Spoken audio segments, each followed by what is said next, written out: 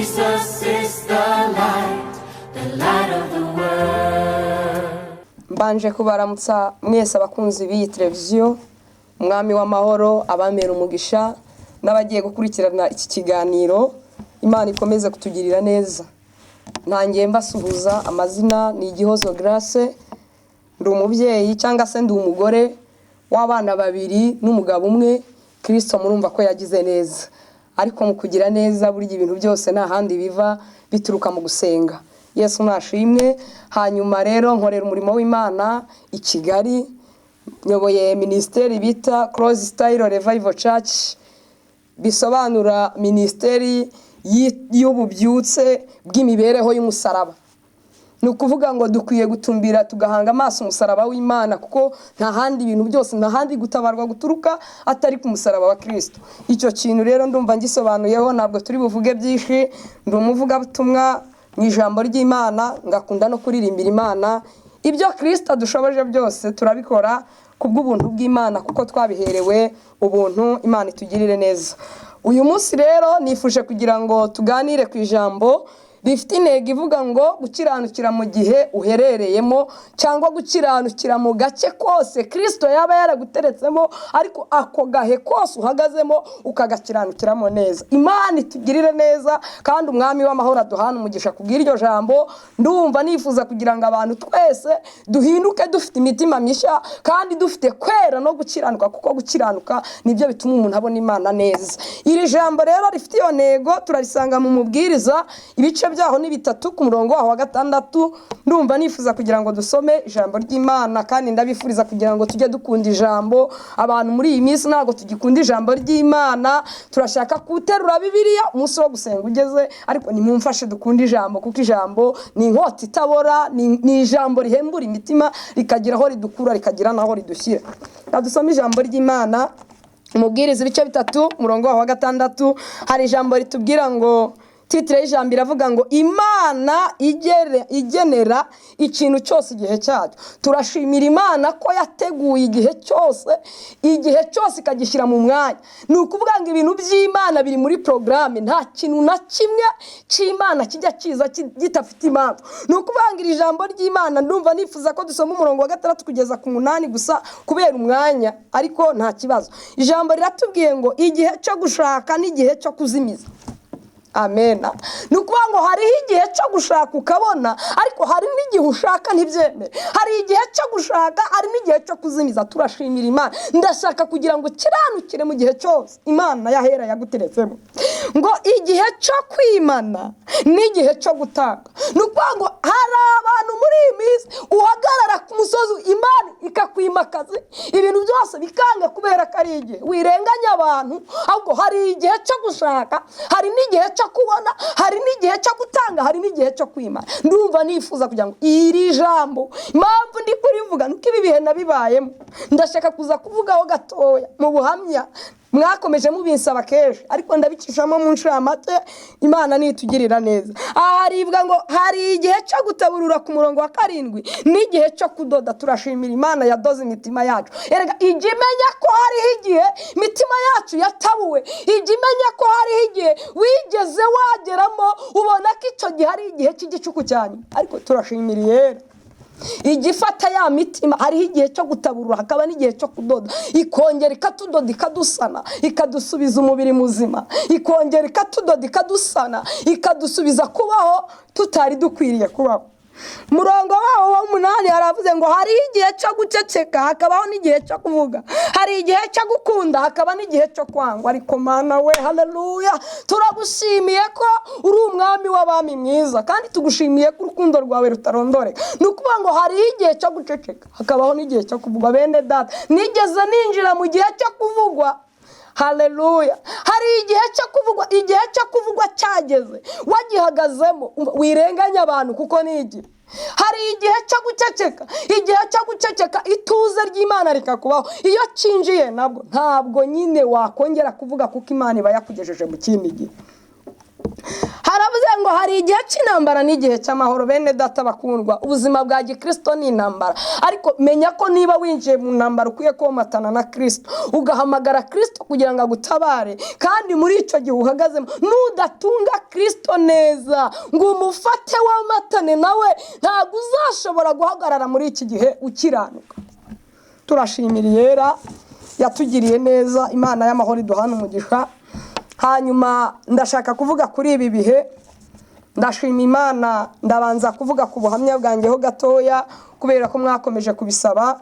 Ubuhamya bwanjye, nakijijwe, Imana yampamagaye numvaga ko nayikoreraga mu bihe bikwiriye, inkura mu bahamya ba Yehova kubera ubuntu bwayo. Imana yajyaga imbwira ngo uzankorera, nkumva nta nzira, ariko Imana imaze kumbwira gutyo nanjye nabonaga ko nyikorera, ariko biza kuba ngombwa kubw'umuhamagaro wayo irandoba, iranzana kubera igihe cyari kigeze. Imana ishimwe. Hanyuma rero tukimara kugera muri ibi bihe, umuhamagaro wanjye wabaye umuhamagaro w'intambara. Igihe cyaje kungereraho, nza kwigera mu gihe cy'igicuku cya nyuma, nza kugera muri iki gihe cyo kwangwa, nza kugera muri iki gihe cy'uruvugo, nza kugera muri iki gihe cy'amaganya, ariko nomatana na Yesu neza. Numva ko umuntu womatanye n'Imana atajya, Imana ntishobora kumutererana habe na gatoya. Turashimira Yera. Muri ibi bihe byanjye rero ndashimira Yera ko ubu nyine Imana igenda inyuranye ibihe. Uko ibihe byari kera, Imana iravuga ngo uko nahoze kera na n'isaha niko nyiri.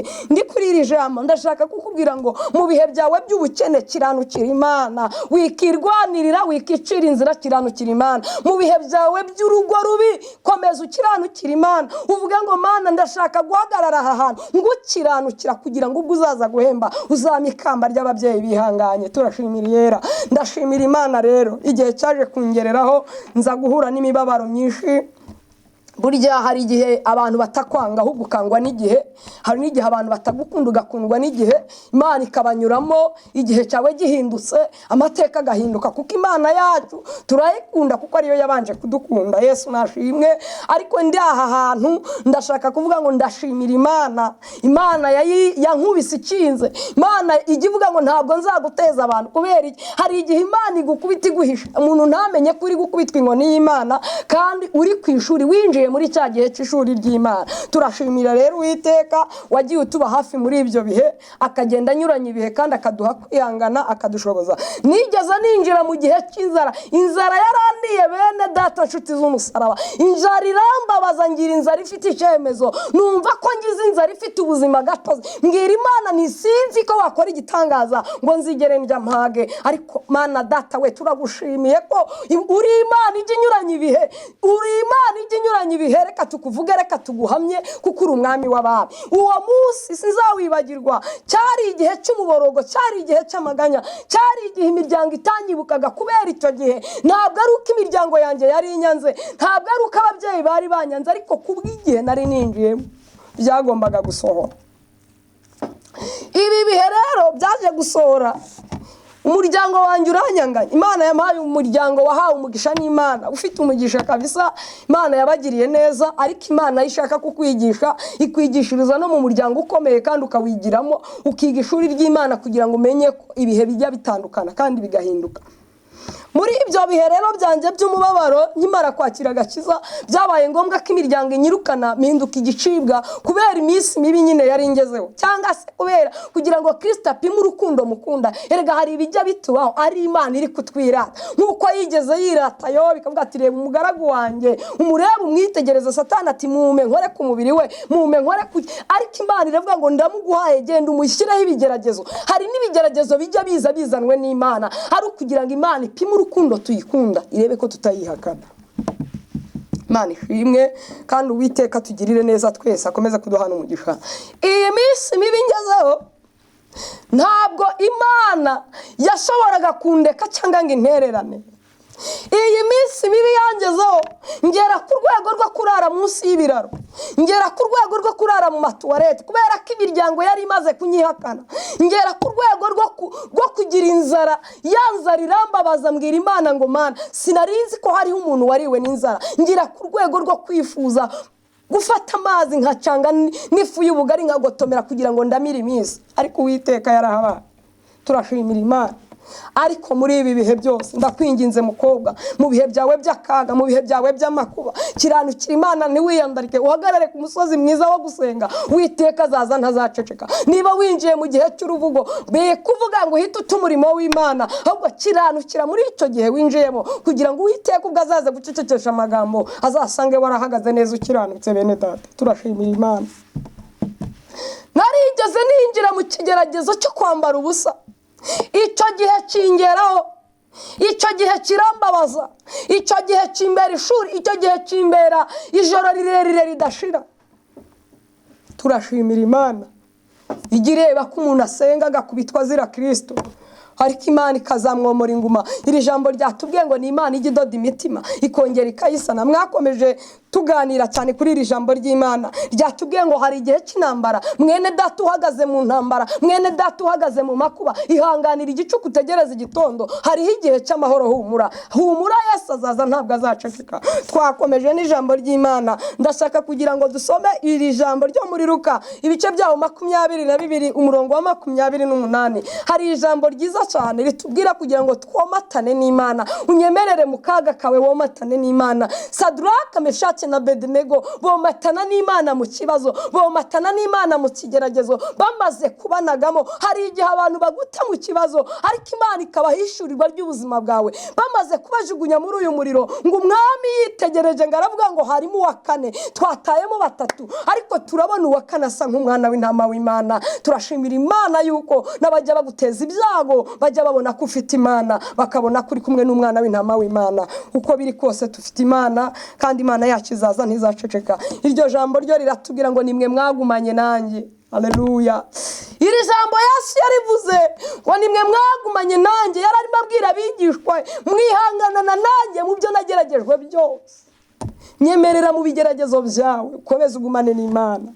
Yesu agiye kuvuga ijambo ryiza, aravuga ngo ubwo ibi bibaye ku giti kibisi, mbese igiti cyumye cyo bizamera gute? Yarashatse kuvuga ngo ubwo ibi bimbayeho njyewe umwana w'Imana ukiranuka, mbese nibigera ku giti cyumye ari twe banyantege nke bizamera bite? Bene data, twihanganira igicuku. Bibiliya iravuga ngo ntabwo Imana yatugerageza ibirenze imbaraga zacu. Imana iguha icyo ubona uzashobora kujinjirana, uzashobora kwikorera kandi ukagishobora. Imana itugirire neza. Turasoma irindi jambo ry'Imana mu Baroma ibice byaho 8 umurongo wa 32. Hari ijambo rivuga ngo ubwo Imana itimanye umwana wayo w'ikinege, mbese izabura ite kumuduhana n'ibindi byose? Bishatse kuvuga iki? Ubwo Imana itatwimye umwana wayo, ikemera kumutanga akadupfira, n'ibisigaye n'ibigeragezo ntizabura kubiduteruramo. Twihanganire mu makuba kandi dukomere, dushobozwe byose na Kristo duha imbaraga, kandi ikindi dukiranuke mu bihe byose duhagazemo. Yewe muntu w'umushomeri, imyaka umaze ntabwo ireba Imana, ahubwo hagarara mu bushomeri bwawe, ntujya kwirwanirira ngo wicire inzira, ahubwo ukiranukire muri icyo gihe. Yewe mubyeyi cyangwa se mukobwa, ihanganire muri icyo gihe Imana yaguteretsemo. Igihe cyo kuvugwa kijya kigera, igihe cyo gutangirwa amatangazo kijya kigera, igihe cyo kutamenyekana kijya kigera, ariko umwami ajyaza akanyuranya ibihe. Muhumure, Imana izahindura ibihe, kandi turashimira Imana. Imana yohera mu ijuru. Iyi Mana nimukajye mubabazwa cyane n'intambara, ahubwo mujye mushima intambara, kubera ko njya nkunda kubwira abantu, nkababwira ngo igihe cyose uri umukristo udahura n'intambara ntabwo uzakomera mu rugendo. Ariko nubona intambara ari nyinshi kuri wowe, bikongerera imbaraga zo gusenga. Mureke twe gutinya urugamba, ahubwo mu rugamba duhamagare Yesu ngo bana natwe mu muriro. Uwera w'amahoro azabana natwe, kandi azadushoboza gukora ibikwiriye mu izina rya Yesu. Ndashimira Imana cyane rero. Imana rero yaje kungirira neza. Imana inkorera igitangaza, yampaye kubyara. Ndashima Imana yakomeje gukora imirimo n'ibitangaza mu buryo bwayo bukwiriye. Muri ibi bihe byose nagiye nyuramo, Imana yaje kunkorera ubukwe bwiza, ingirira neza, imu umugabo, imakubyara no guheka. Urumva ko Imana yankuye muri ubwo buzima bwa mayibobo, inkura muri ubwo buzima bwo kwangwa. Imana ingarurira umuryango kubera ibihe byiza byari bigarutse, nubwo cya gihe cy'umubabaro cyari cyaje, ariko n'igihe cy'umunezero kijya kigera. Muhumure bakundwa, tuzarengerwa n'Imana. Haleluya. Irindi jambo ry'Imana nashakaga kubakomeresha ni ijambo riri muri Yohana, ubutumwa bwiza uko bwanditswe na Yohana ibice 14 umurongo wa mbere. Ni ijambo rivuga ngo nimuhagarike imitima yanyu, mwizere Imana kandi na Kristo mumwizere. Asiga avuga ngo kwa data hari amazu menshi, aravuga ngo iyo ayo mazu adahaba Kristo abe yarasize abitubwiye. Mureke rero duharanira ubwami ntakiruta ubugingo, ariko twihagarike imitima turi mu isi, twihagarike imitima kubera igihe duhagazemo, ahubwo twizere Imana mu bihe byacu byose, twizere Kristo kandi dukomeze kumwiringira. Uko biri kose azatugirira neza. Turashimira Imana yo mu ijuru, Imana yakomeje kutugirira neza, iduha umugisha. Ndashimira Imana, iki gihe kigeze cyangeraho, mara igihe kinini cyane mfite uburwayi, mara amezi menshi ndi muri koma kubera iminsi mibi yari yaje. Ngera mu gihe cyo kumva ko urupfu rwanjye ruje, ibiyo mbivuga imiryango yanjye rabyumva ndetse n'inshuti n'abantu bandwaje bagenda babyibuka. Ngera ku gihe cyo kumva ko igisasiro nari ndyamyemo ntashoboraga kongera guhabwa umwuka w'abazima ngo mve kuri bo mbone nshobore guhagarara mvuge gukomera kw'Imana. Ariko Imana muri ibyo bihe byanjye, Kristo akomeza kumbwira ngo nzabana nawe, mureka tubane n'Imana. No mu burwayi nitwihakana Imana, mu makuba yose naho umubiri wakubabaza. Yesu yaravuze ngo umutima urakunze ariko umubiri urananiwe. Bene data, mureke dusaba imbaraga z'umwuka, kandi nta kizabushoboza kurwana urugamba neza. Ni ugusaba amaso y'umwuka kandi ugasaba gukiranuka. Ikintu cyose waba uhagazemo Kristo aragishoboye. Turashima Imana rero, Imana yaje kunsubiza umuzima, Imana mu mwuka w'abazima, Imana imvana muri sale dope ubwo nabonaga ko ari ibintu bikomeye, tuzabivugaho ikindi gihe kirambuye. Imana iza kunsubiza ubuzima, inshuro zose nari maze kubagwa, babaga bongera babaga, ariko Imana ibana nanjye kuri iyo seta.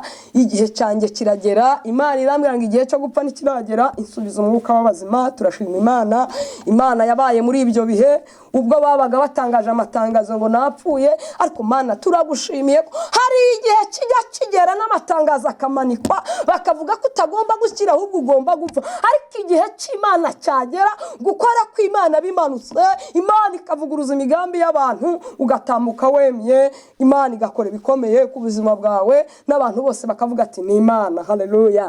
Nuko ngo Petero we ng'inzoka igikuruka kiva mu muriro kandi bari bakimuteze, ngo kirangije ngo kimuruma akaboko, ngo babandi bitegereza yuko ari bugire icyaba, ngo ariko barabibura, ngo barangije barahindukira baravuga ngo ni Imana. Mureke abagusuzuguye, ureke abagusebeje, ureke abavuze ko ntacyo uzimarira, ni ukuvuga ngo bihorere bakore kuko ni igihe cyabo. Ariko icyo nzi neza nuko bazagufasha kuvuga ngo yari Imana. Haleluya. Hari igihe kijya kigera bagahindukira ngo yari Imana. Witeka Imana y'amahoro igihindura amateka, abantu bagahindura imvugo. Hari umunsi bazavuga ngo yari Imana, nabo bakabona ukuboko kw'Imana kandi bakabona gukomera kw'Imana. Turashimira Imana rero yagiye ibana natwe muri ibyo bihe byose. Imana idusubiza umwuka w'abazima, twabonaga ko urupfu rugeze hafi yacu. Ikindi kintu nashobora kuvuga, hari icyo gihe cyanjye cy'umuborogo cyangwa icyo gihe cyo kubura homba, nari ndi mu buzima bukabije kandi nari ndi mu buzima bw'umubabaro. Ibiyo mbivuga abaturanyi bacu bamwe bajya babimenya, ariko nkashima Imana kubera ko ntabwo ababyeyi banjye bari banyanze kubera iyindi mpamvu, nuko cyari igihe naje gusobanukirwa ko ari igihe cy'Imana. Ibyo bihe rero umunsi umwe ndibuka inzara yigeze yandya, saba iyo nza gusanga umuturanyi kandi w'umurokore, ndamubwira nti yewe mu Kristo mwene data ndakwinginze inzara iranyishe ndamira. Harangije arambwira ati ntibishoboka, iyo igihe cy'Imana cyaje unasanga biya bagakinga kubera ko ari igihe wirenganya abantu. Ni igihe cyawe cyo gukora kw'Imana kitaragera, nta mwana w'umuntu wagira icyo akumarira kubera iminsi. Ariko igihe cy'Imana yo kigeze, umuntu ajya atabarwa n'abantu bakamwibuka, no muri Isiraheli bakamenya ko uwo muntu afite Imana. Turashimira Imana y'amahoro. Nkunda kuririmbira Imana cyane. Kwari korari ndirimbamo igigira indirimbo ivuga ngo twacunguwe n'amaraso ya Yesu. Bivuze iki? Twakowe n'amaraso ya Yesu igiciro cyinshi. Muhumure, Yesu witanze ku musaraba ntazabura no kwitanga mu bibazo byacu. Kandi Yesu Kristo yaravuze ngo mbese ubwo nzagaruka mu isi nzasanga kwizera kukiri mu isi. Munyemerere tugumane kwizera mu mitima. Kandi ndasaba nawe waba utaramenya Imana, waba utarakira Kristo nk'umwami n'umukiza mu bugingo bwawe, ndakwinginze nguhamagarira kugira ngo wige gukiranuka, wige gukorera Imana. Bibiliya iratubwira muri Yobu 28 haravuga ngo nta mahoro y'umunyabyaha ni kuwiteka avuga, kandi ijambo ry'Imana ry'Imana rikatubwira ngo kubaha Uwiteka nibwo bwenge kandi kuva mu byaha niko kujijuka. Nta bandi bantu b'injijuke uretse abantu bamenye Imana. Ni ukuri iyo umenye Imana tujya twiga amashuri y'isi, tukiga amashuri y'Imana, tukiga amashuri y'imibiri. Mureke mbabwire ibi bintu by'Imana biraryoshye iyo wabaye muri Yesu neza, ajya amanuka agakora ibikomeye nawe utashobora kurondora. Ndashima Imana rero muri ibyo bihe byose Imana yagiye ibana nanjye kandi ikomeza kunyambika imbaraga. Imana isukira impano zayo nyinshi kugira ngo nzikoreshe mu gihe nk'iki, kubera ko numvaga ko iki gihe kitazagera nanjye ngo mvugire Imana. Imana rero yaje kuma impano, ngira impano nyinshi cyane ntarondora aha, ariko byose ni ubuntu bw'Imana kandi twaherewe ubuntu dutangira ubundi. Ntago twirata imirimo ahubwo turarata Kristo waduhaye agakiza ku buntu bwayo.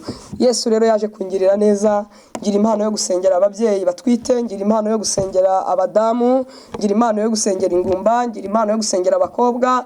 Ni ukuvuga ngo nta kindi kidushoboza uretse kwizera amaraso ya Kristo, kandi n'uwo dusengera nawe akadufasha gukiranuka akabagarira isezerano, kugira ngo Imana ubwo izasange nawe ahagaze mu gihe cye neza kandi agifite gutunganwa, agifite no gukiranuka. Amahoro y'Imana akomeze kubana natwe kandi tujye twibuka mu bihe byacu byose, twibuke gushima Imana. Bibiliya iravuga ngo niba ubabaye senga, niba unezerewe uririmbe, ariko mu bihe byacu byose tuba abantu bafite isengesho. Abantu bari gucika intege muri iyi minsi, ugasanga umuntu arakubwiye ngo ngewe iyo nza kumenya ko bimeze gutya sinari gukizwa. Bene data mureke mbabwire, niba warafashe inzira ukayoboka umusaraba w'Imana, komeza utumbire ku musaraba kandi ukomeze uhanga amaso umusaraba. Uko byagenda kose nta kizabuza abayuda gutabarwa. Imana rero yatugiriye neza kandi ikomeza kutwiyereka uko bwije nuko bukeye. Ntabwo nari nzi ko nkurikije ubwo burwayi nagize, nkurikize n'iminsi narozwe, ntabwo numvaga yuko inda yanjye yatwara umwana nanjye ngo mbyare. Ariko ndashima Imana ko Imana yampaye abana kandi kanyubakira urugo rw'umugisha. Ubu sinyambara ubusa kandi ubu sinyicwa n'inzara. Mbese ubwo murumva Imana itaranyuranyije ibihe. Imana igira neza kandi ni Imana. Mbese yo mvugira izina rya Yesu numva ari indyoheye kandi nkumva ari imara inyota. Ni ukuvuga ngo iri zina rya Yesu ni izina. Ndakwinginze Satani ntakaguheze mu gahinda k'ibihe, ariko jya ubanza utekereze ugatari kubundi mu myaka yose maze nta cyiza Imana yankore. Ibyo bigutere gushima, bigutere gushikama, wongere kumva ugize ibindi byiringiro bishya. Uko ni Uwiteka ashaka ko duhagarara muri ibi bihe byacu. Mwami w'abami rero akomeze kutugirira neza kandi ijambo riratubwira ngo wishwe n'inyota naze. Amazi ya Yesu ni ubuntu kandi amazi ya Yesu amara inyota. Turashimira Imana, ndumva twafatikanya tugasenga Imana. Imana itugirire neza.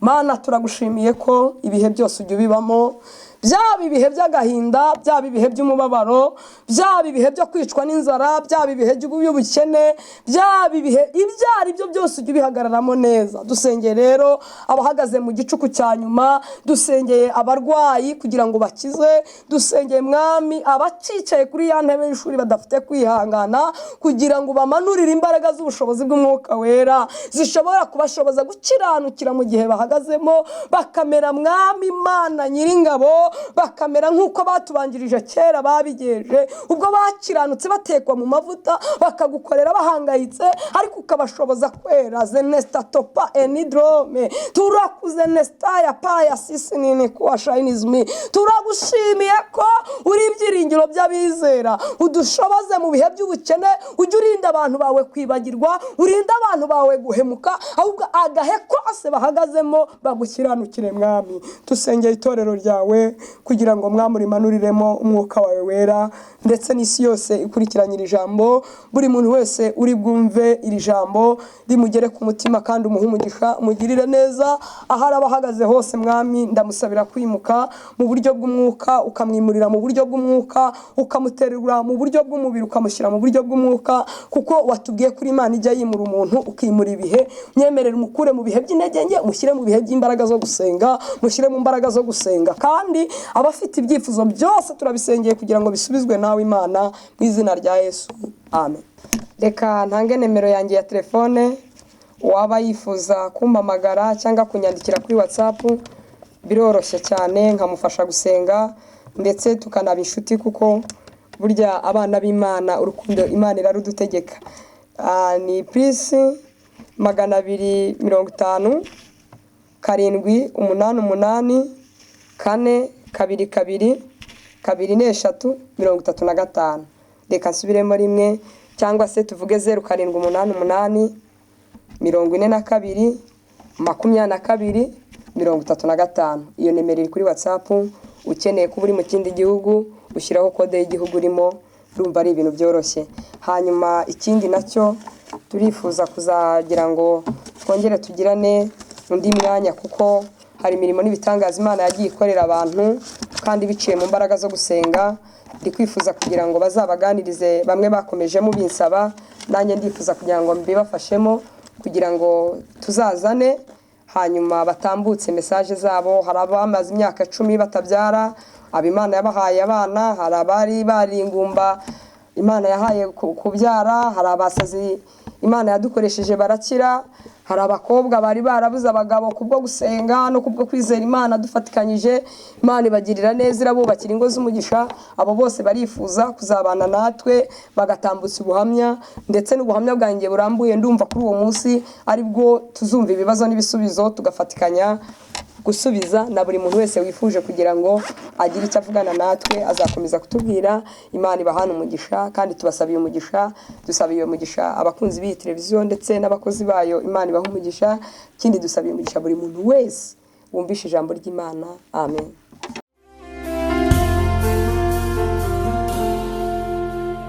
God gave me a song I will sing for the rest of my life. Jesus is the light of the